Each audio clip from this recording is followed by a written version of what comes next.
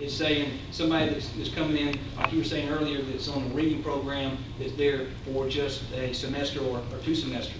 That's temporary to me. Temporary past, if you're past a year, you're not temporary in my book. But it also says that it can be anyone based upon reduction in funding or anything like that. Anyone can be ripped and then under the bill. If you read the bill, wait. I've had it interpreted to me by attorneys, but I'll be honest with you, MAA has interpreted this as being an ability to dismiss, and this is the exact type of things that were used in the 60s to dismiss people who were active in civil rights. Speak up just a little, please. Yeah, and from what we were told, what I was told, that wasn't the purpose of that language. It was really for more temporary folks, like I was explaining, folks from a year and under, not folks that have been there. That, in talking to the bill sponsor, which is Tripp Pittman, that was not what he was implying either. So I think something will be worked out. I'm supportive of folks like you that have been there 22 years. You're not temporary. You're there. You're working. You should be taken care of. But folks that are temporary, I don't think the system should be handcuffed for somebody that is actually just temporary for, say, a year. And I'd be happy to talk with you after this. After we're. I've sent you several emails and never got a response. Well, I tell you, in Anna Catherine, if you send them to us in Montgomery, we get so many. I sent them to your work. Have you sent them to that email address? Yes, sir. All right, well, I apologize. We should respond. IANCA. Yeah, Incon. All right, well, let's move on real quick, and we'll follow up afterwards. Next slide. We got about 5 or 6 minutes, so we're going to go kind of quick. Also, you guys probably know Jeffco Can was a organization I started about 2 years ago to help find a solution to the sewer crisis. And I'm still involved in that. We still send out emails. I'm still against bankruptcy. I think hopefully we can find a solution other than bankruptcy on the sewer crisis. But also we've got the sewer crisis and occupational tax now. That's a big issue. And Joe, I don't know how much we want to talk in 4 minutes, but I don't even know how far we want to get into, but this is y'all's meeting, and so we want to ask questions, answer questions that you guys have, not only on the sewer, but where the county is in general. But on the sewer crisis, as you guys know, John Young, the receiver, has talked about raising sewer rates. He's also talked about imposing clean water fees or non-user fees. But I can tell you up here, I'll fight that tooth and nail. I mean, I disagree wholeheartedly with user fees or clean water fees.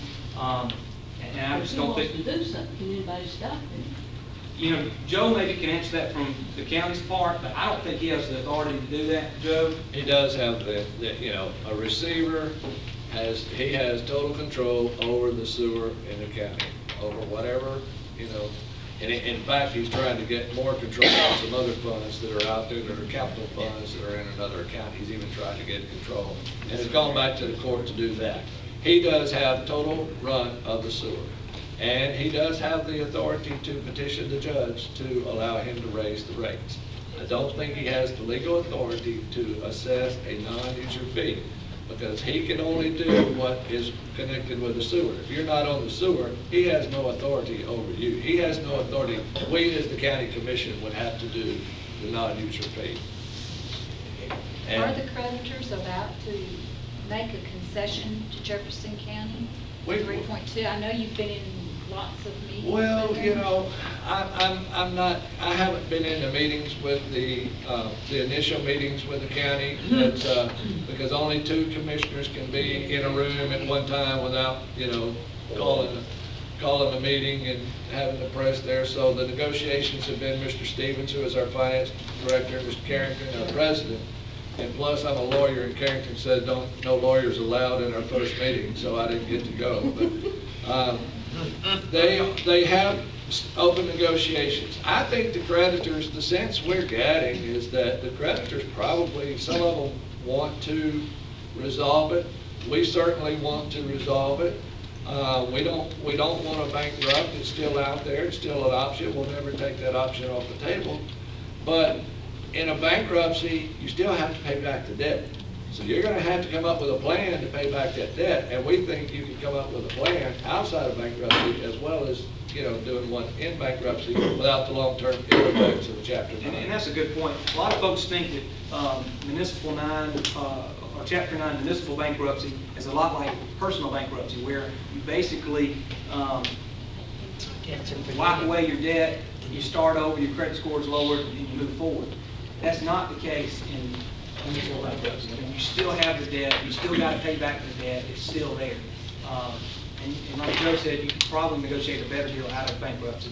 And plus, if you go into bankruptcy, as you guys know, it's going to have a long-term effect not only in the city, the county, and the state, but also as a black eye for the county.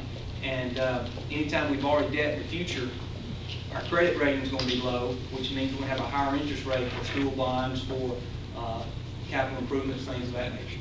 Yeah, even if we bankrupt in Jefferson County, in 5 years, a school in Dothan wants to build a new school, that's going to have an effect on them and making them pay a higher rate just because of the history of us. So Now, then the we're not. legislatures are not going to let Jefferson County go bankrupt. Well, that's a good Well, question. yeah, Right now, you really got two issues, and Joe can talk about this a little bit, but you've got the sewer issue, which is really just the Jefferson County sewer prices, and that's based off the revenue of the sewer. And then over here, you've got, I guess you call it the general fund issue, that the loss of occupational tax and the issues that the $70 million lost in the occupational tax, the whole is put forward. So the question is, how do we figure out a way for both not to bankrupt the county?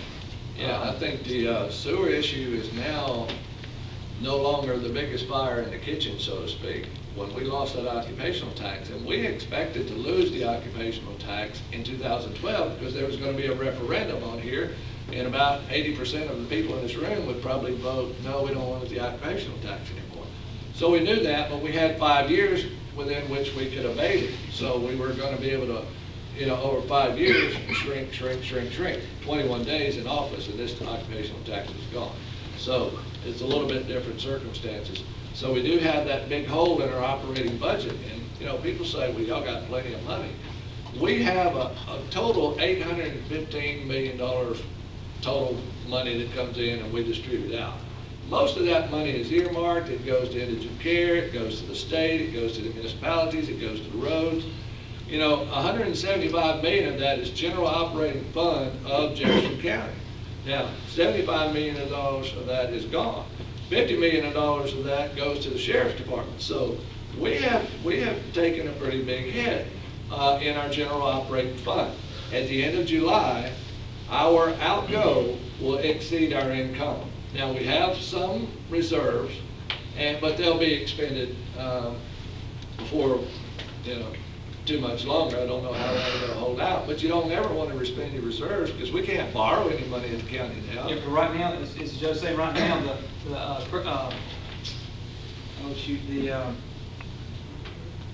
the what now? Oh, no, the rating on the bonds of the county is actually default. So you can't really borrow any money. Anytime you go out for to borrow any money. Let me ask you guys something. There's 3 bills right now that are out for consideration. And one bill is that the county's talking about and that I'm in favor for, but I want to see your hands, is unearmarking the county funds, the general fund, so they can actually use money elsewhere in the budget. Does anybody have any thoughts or questions about that potential legislation? Will that unearmarking help you become more solvent? Yes, I mean, we have $43 million earmarked for indigent care. We've got $24 million earmarked for the Department of Public Health. We've got $10 million earmarked for the BJCC. We've got $5 million earmarked for conventions and bureaus.